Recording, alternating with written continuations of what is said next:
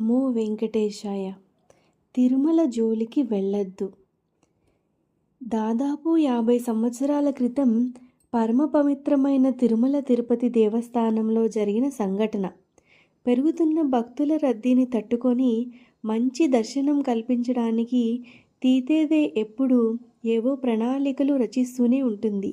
అలా ఒకసారి పౌర సంబంధాల అధికారి మరియు దేవస్థానం సభ్యులు కలిసి ఒక పథకం ఆలోచించారు.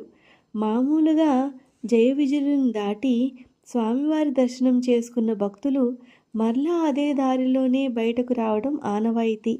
అలా కాకుండా అర్ధమండపం యొక్క ప్రక్క గోడలు తొలగించి అక్కడ ద్వారములు తెరిస్తే వాటి నుండి దర్శనం చేసుకున్న భక్తులు కుడి ఎడమలకు వెళ్ళవచ్చు.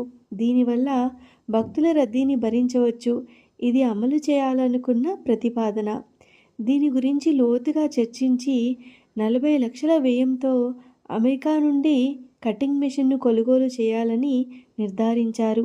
ఇదంతా విని అక్కడే ఉన్న శ్రీ గణపతి స్థపతి గారి మనస్సు కలతపడింది.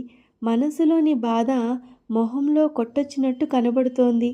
అక్కడే ఉన్న ఒక మంత్రి దీన్ని గమనించారు. స్వయంగా స్థపతి గారినే, ఎందుకు స్థపతి గారు మౌనంగా ఉన్నారు? ఈ నిర్ణయం మీకు సమ్మతమే కదా అని అడిగారు. నా అభిప్రాయాల్ని నేను చెప్పవచ్చునా అని అడగగా సరే అన్నట్టు తలూపారు మంత్రిగారు.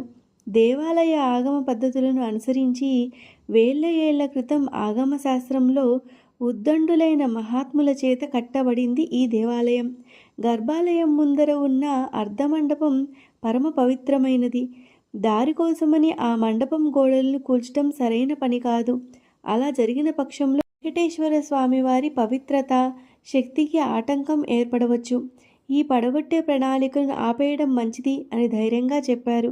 సభ్యులందరూ ఈ కొత్త ఆలోచనని అప్పటికే ఏకగ్రీవంగా ఆమోదించడంతో స్థపతి గారి మాటల్ని ఎవరూ పట్టించుకోలేదు. దీని కార్యరూపంలోకి తీసుకురావడానికి పనులన్నీ అక్కడే జరిగిపోయాయి.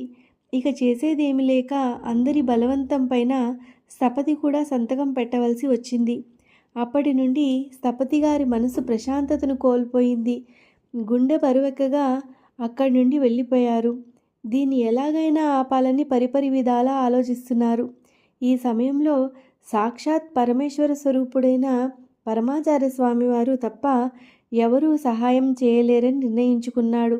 వెంటనే మహాస్వామి వద్దకు పరుగులు తీశాడు. కార్వేటి నగరం చేరేటప్పటికి ఉదయం అయ్యింది. బాధపడిన మనసుతో పరమాచార్య స్వామివారిని దర్శించగానే కళ్ళ వెంట అదే పనిగా నీరు వస్తోంది.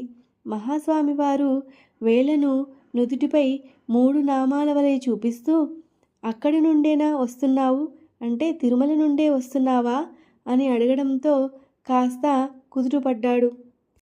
అవును స్వామి అని మహాస్వామి వారితో తన బాధంతా చెప్పుకుందామని నోరు తెరవగానే చేతిస్వైగ ద్వారా ఆగమన్నారు స్వామివారు. ఇప్పుడు ఏమి చెప్పాల్సిన అవసరం లేదు. ముందు వెళ్ళి ఏమైనా తిను.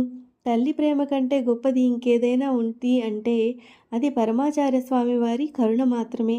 ఎందుకంటే ఆ తల్లి ప్రేమకు మాత్రమే తెలుసు స్థపతి 2 రోజులుగా ఏమీ తినకుండా మదన పడుతున్నాడని. మఠ సేవకుణ్ణి పిలిచి ఏదైనా హోటల్కు తీసుకొని వెళ్ళి కడుపు నిండా ఆహారం పెట్టించు అని స్థపతితో పాటు పంపారు. ఆ సమయంలో కేవలం ఒక హోటలు మాత్రమే తెరిచి ఉంది. హోటల్ ఓనర్తో స్థపతి గారికి పెట్టిన ఆహారానికి పరమాచార్య స్వామివారు డబ్బు కడతారు అని చెప్పగా, పరమాచార్య స్వామివారు పంపిన వారికి ఆహారం ఇవ్వడం నా పూర్వజన్మ సుకృతం అని సిద్ధంగా ఉన్న వివిధ రకాలైన ఆహార పదార్థాలను వడ్డించారు. తిన్న తర్వాత వెళ్ళి పరమాచార్య స్వామివారి ఎదుట నిలబడ్డాడు స్థపతి. ఇప్పుడు చెప్పు అని స్థపతిని చెప్పిన విషయాలను మొత్తం విని, అలా గోడలను తొలగిస్తే ఏమవుతుంది అని అడిగారు. తిరుమల ఆలయంలో ఏ మార్పు అయినా పరమాచార్య స్వామివారికి చెప్పిన తర్వాతే అమలు పరుస్తారు. కానీ ఇప్పుడు ఈ విషయాన్ని మీకు చెప్పలేదు. అర్ధమండపాన్ని కదిలిస్తే మునుపటిలాగా వెంకటాచలపతి యొక్క దివ్యశక్తి జనులకు ప్రసరించదు. బహుశా వారి నిర్ణయాన్ని మీకు తెలపడానికి వారిక్కడికి రావచ్చు. అప్పుడు మీరు దీనికి అనుమతి ఇవ్వవలదు అని పరమాచార్య స్వామివారిని ప్రార్థించాడు. మానవ జాతినే ఉద్ధరించడానికి ఈ భూమిపై అవతరించిన మహాస్వామి వారు తమ చల్లని చిరునవ్వుతో అంతా నీవు అనుకున్నట్టుగానే జరుగుతుంది, చింతవలదు అని అభయమిచ్చారు. కొద్దిగా మనోవేదన తగ్గటంతో స్థపతి అక్కడి నుండి వచ్చేశారు. బాగా అలసిపోవడం వల్ల ఆ రాత్రి బాగా నిద్రపట్టింది. ఎవరో తనని నిద్రలేపుతున్నట్టు అనిపించటంతో హఠాత్తుగా లేశారు. భయంతో లేచి చూస్తే అక్కడ ఎవరూ లేరు. కానీ తన అలసట, బాధ అంతా తీరిపోయి చాలా ఉల్లాసంగా అనిపించింది. వెంటనే అప్పటి ఆంధ్రప్రదేశ్ ముఖ్యమంత్రి శ్రీ కాసు బ్రహ్మానందరెడ్డి గారి ఇంటికి పరిగెత్తాడు. గేటు దగ్గర ఉన్న సెక్యూరిటీ గార్డు స్థపతి గారిని గుర్తుపట్టి ఆశ్చర్యంతో ఇంత ఉదయం రావాల్సిన పనేమిటని అడిగాడు. వెంటనే తాను ముఖ్యమంత్రి గారిని కలవాలని చెప్పారు. ముందస్తు సమాచారం లేనందున అతడు అందుకు ఒప్పుకోలేదు. కానీ తిరుపతి గణపతి స్థపతి అంటే ఎవరో అందరికీ తెలిసిందే. కాబట్టి వారి కోరికను మన్నించడానికి ఒక అధికారి సమాయత్తమయ్యాడు. అయ్యా, ఒక పని చేద్దాం. సరిగ్గా 4:30కి కాఫీ తాగడానికి ముఖ్యమంత్రి గారు కిందకి వస్తారు. కిందకు వచ్చి హాలులోకి వెళ్ళేటప్పుడు వారు మిమ్మల్ని చూస్తే సమస్య లేదు, లేదంటే మీరు ఉదయం దాకా ఆగవలసిందే అని చెప్పాడు. పరమాచార్య స్వామివారు ఖచ్చితంగా దారి చూపిస్తారు అనే నమ్మకంతో స్థపతి గారు అక్కడ నిలబడ్డారు. ముఖ్యమంత్రి గారు మెట్లు దిగుతూ వాకిట్లో నిలబడ్డ స్థపతిని చూశారు. ఏంటి గణపతి, ఇంత ఉదయాన్నే వచ్చారు అని అడిగి లోపలికి రమ్మన్నారు. తిరుమల దేవాలయానికి ప్రమాదం, తిరుమల ఆలయానికి ప్రమాదం అంటూ మొదలుపెట్టి మొత్తం జరిగిన విషయాన్నంతా చెప్పారు. స్థపతి చెప్పిందంతా విన్న తర్వాత ముఖ్యమంత్రి గారి ముఖంలో కోపం కనపడింది. వెంటనే దేవాలయ వ్యవహారాలు చూసే మంత్రిని సంప్రదించారు. మొన్న తిరుమలలో ఏం జరిగింది అని అడిగారు. ఓహ్ అదా, మీతో ఆ విషయం మాట్లాడదామనే మొత్తం వివరాలతో సిద్ధం అవుతున్నాను అని బదులిచ్చారు మంత్రిగారు. ముఖ్యమంత్రి గారు కోపంతో నేను అడిగింది ఏమి జరిగింది అని మాత్రమే. ఈసారి ప్రశ్న సూటిగా వచ్చింది. మొత్తం తమ ప్రణాళికను వివరించారు మంత్రిగారు. ఇంకా ఏదో చెప్పబోయేంతలో ముందు నేను చెప్పేది విను, వెంకన్న జోలికి పోకండి అని నిక్కచ్చిగా చెప్పారు. తిరుమల వెంకటేశ్వర స్వామి వారి విషయాల్లో అనవసరంగా తలదూర్చకండి అని చెప్పి సంభాషణ అక్కడితో ముగించారు. స్థపతిని పంపుతూ తిరుమలకు ఏమీ జరగదు, నువ్వు నిశ్చింతగా వెళ్ళు అని భరోసా ఇచ్చారు. పెద్ద బరువు దింపుకొని చాలా ఉత్సాహంగా తిరుగు ప్రయాణమయ్యారు స్థపతి. తనను నిద్ర నుండి లేపి ఈ సమయంలో ముఖ్యమంత్రి గారిని కలిసి ఇంటి పెద్ద సమస్యను పరిష్కారాన్ని చూపించింది ఏదో ఒక అదృశ్య శక్తి అని గ్రహించాడు.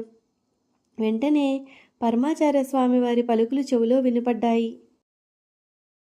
ఈ సమయంలో ముఖ్యమంత్రి గారిని కలిసి ఇంత పెద్ద సమస్యకు పరిష్కారాన్ని చూపించింది ఏదో ఒక అదృశ్య శక్తి అని గ్రహించాడు. వెంటనే పరమాచార్య స్వామి వారి పలుకులు చెవిలో వినపడ్డాయి.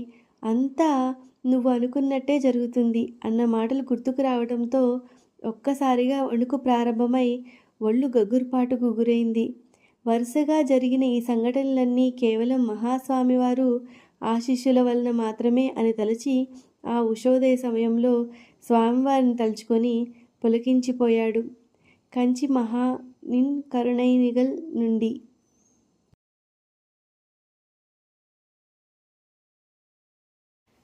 అపార కరుణా సింధుం జ్ఞానదం శాంతరూపిణం శ్రీచంద్రశేఖర గురుం ప్రణమామి ముదావహం. ఓం నమో వెంకటేశాయ. స్వస్తి.